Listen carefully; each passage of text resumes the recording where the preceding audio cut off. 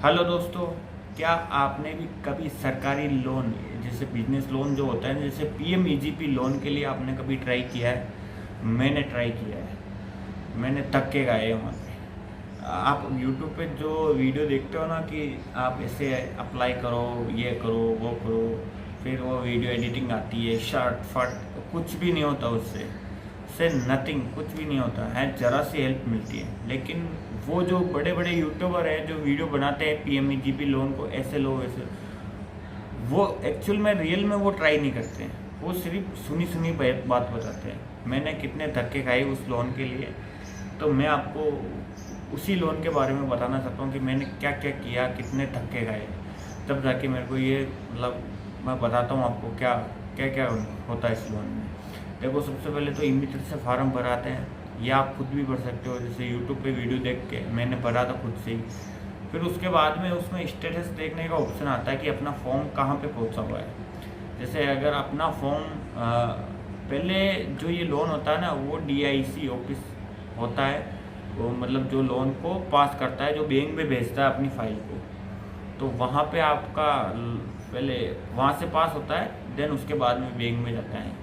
पहले यहाँ से पास कराना, दो स्टेज होते हैं, पहले तो यहाँ डीआईसी ऑफिस पास करता है, फिर उसके बाद में बैंक पास करता है। तो डीआईसी ऑफिस पास कराने के लिए भी मेरे को 5-6 मतलब चक्कर काटने पड़े वहाँ के, तब जाके वहाँ से पास हुआ। उन्होंने भी काफ़ी चीज़ें बताई कि वो पंचायत से लिखवा के लेके आओ कि आप वहाँ पे काम करना चाहते हो, प्रोजेक्ट रिपोर्ट सीओ से बनवा के लेके आओ, और काफ़ी चीज़ें बताई उन्होंने। फिर हमने वो जो बोले वो कागज़ हमने उसको उनको दे दिया। देखो, इसमें एक तो पंचायत से आपको लिखवा के लेके आना पड़ेगा कि आप यहाँ काम कर रहे हो। जैसे सपोज़ करो आप कोई स्टूडियो का काम कर रहे हो, तो आपको सब पंचायत से लिखवा के लेके आना चाहिए कि मैं अपने गाँव में ये स्टूडियो का काम कर रहा हूँ। ठीक है, ये चीज़ वो बोलेंगे। दूसरी चीज़ है कि फिर वहाँ से पास होने के बाद फिर जाता है बैंक में। बैंक में जाने के बाद असली काम शुरू होता है, क्योंकि बैंक ही आपको पैसा देगा, बैंक ही आपको ऋण प्राप्त करेगा। तो मेन रोल इसमें बैंक का है। तो अब बैंक की कहानी सुन। बैंक के पास फ़ोन आया मेरे कि आपकी फ़ाइल है, डॉक्यूमेंट्स लेके आओ। तो मैं डॉक्यूमेंट्स लेके आया, कुछ नहीं बच्चे डॉक्यूमेंट्स लेके आया। तो फिर मैंने उद्यम दे दिया उनको, और रिटर्न बनवाई कि भाई मेरे को लगा कि भाई उद्यम और रिटर्न से और अच्छा जल्दी काम होगा। पर जो मैंने उद्यम और रिटर्न, देखो एक इम्पोर्टेंट बात बताऊंगा जो आपका ये फॉर्म फेल करा सकती है, जो मेरा फॉर्म फेल कराई है। सबसे बड़ी उसमें सिविल का रोल नहीं है, सिविल से भी इम्पोर्टेंट एक चीज़ है। मैंने मतलब अगर ज़्यादा होशियार बनोगे तो भी आपका लोन फेल होगा, ठीक है ना। फिर मैंने ये रिटर्न बनवाया, 3800 रुपये लगे रिटर्न के, और उसके बाद में उद्यम बनवाया। ठीक है, उद्यम के बाद में सारे डॉक्यूमेंट्स लेके मैंने मैनेजर को दिया। मैनेजर भी काफ़ी अच्छे थे, अपनी सील लगवाई, साइन आइन कराया, और अपने सीनियर ऑफिसर को भेज दिए मेरे सारे डॉक्यूमेंट्स। ठीक है, वहाँ तक कहानी ठीक थी। अब मैं बैठा रहा 7 दिन होते हैं, मैनेजर के पास जाता, सर क्या हुआ? वो बोल रहे हैं कि आगे से होगा पास, तब हम पास करेंगे। एसबीआई में मैंने दिया था, एसबीआई में अपने रोल के लिए, बोल रहे हैं कि आगे से पास होगा तो हम पास कर देंगे। फिर महीना हो गया, महीना तक कोई रिजल्ट नहीं, 1.5 महीना हो गया, कोई रिजल्ट नहीं। फिर मैंने मैनेजर साहब को बोला, सर होगा भी या नहीं होगा? तो उन्होंने बोला कि तुम कंप्लेंट कर दो, नहीं हो रहा। फिर मैंने बोला कंप्लेंट कैसे करते हैं, कंप्लेंट करना नहीं आता। फिर वो भी मैंने सीखा, कंप्लेंट किया एसबीआई में, ऑनलाइन ही पोर्टल पे। सुनना, अब इंटरेस्टिंग कहानी है। फिर कंप्लेंट किया कि सर मैंने 1.5 महीना हो गया फाइल जमा कराए हुए बैंक में, अभी तक कुछ हुआ नहीं, तो अब कितना टाइम लगेगा, मेरे को अपडेट चाहिए, बैंक अपडेट दे नहीं रहा है।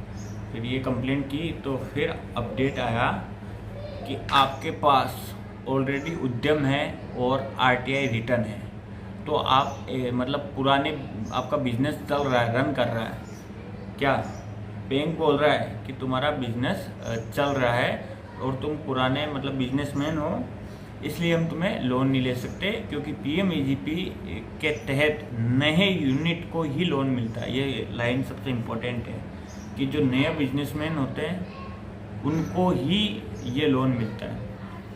मैंने कहा सर मेरा तो कुछ चल नहीं रहा बिजनेस, क्योंकि मैं एक जॉब भी करता हूँ, तो उसके बेस पे मैंने रिटर्न बनवाया। उद्यम तो पहले 2019 में एक रजिस्ट्रेशन के पर्पज़ से बनाया हुआ था।